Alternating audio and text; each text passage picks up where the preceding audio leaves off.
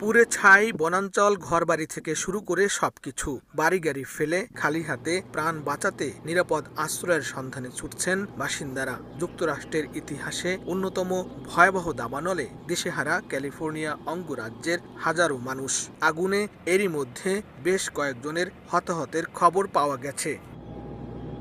বন্ধ ঘোষণা করা হয়েছে আক্রান্ত এলাকার শিক্ষা প্রতিষ্ঠান ও অফিস আদালত।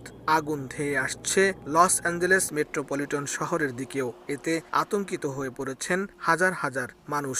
উদ্ধার কাজ ও ঝুঁকিপূর্ণ এলাকার নিরাপদে সরিয়ে নিতে কাজ করছে উদ্ধার কর্মীরা। আগুন নিয়ন্ত্রণে প্রাণপণ চেষ্টা চালিয়ে যাচ্ছে দমকল বাহিনী, তবে তা বাধাগ্রস্ত হচ্ছে ঝোড়ো বাতাসে।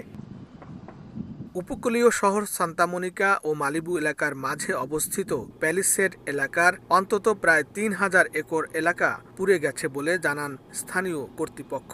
দাবানলে সৃষ্ট কালো ধোঁয়ার কুণ্ডলী লস অ্যাঞ্জেলেস মেট্রোপলিটন শহরের অধিকাংশ এলাকা ছেয়ে ফেলেছে। পুড়ে ছাই হয়ে গিয়েছে ঘরবাড়ি, গাছপালা সহ অন্যান্য স্থাপনা।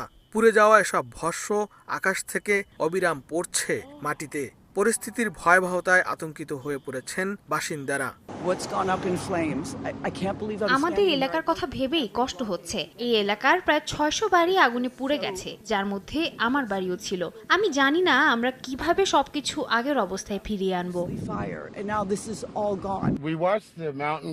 আমি এখানে ৪৭ বছর ধরে আছি, এখানেই বেড়ে উঠেছি। অন্যান্য দাবানলও দেখেছি, কিন্তু তার কোনোটাই এত ভয়াবহ ছিল না।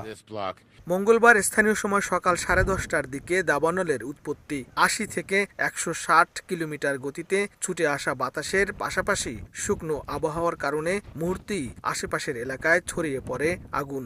দাবানলে লস অ্যাঞ্জেলেস কাউন্টির প্রায় ৪৬,০০০-এরও বেশি বাড়িঘর ও ব্যবসা প্রতিষ্ঠান বিদ্যুৎহীন হয়ে পড়েছে। প্রতিবেশী সান বার্নার্ডিনোতে ৮,০০০ গ্রাহক বিদ্যুৎহীন অবস্থায় রয়েছে। তোপাঙ্গা ক্যানিয়ন থেকে পালিয়ে আসার সময় বহু বাড়ি জ্বলতে দেখেছেন বাসিন্দারা। আগুন সেখান থেকে ছড়িয়েছে প্রশান্ত মহাসাগরের তীর পর্যন্ত।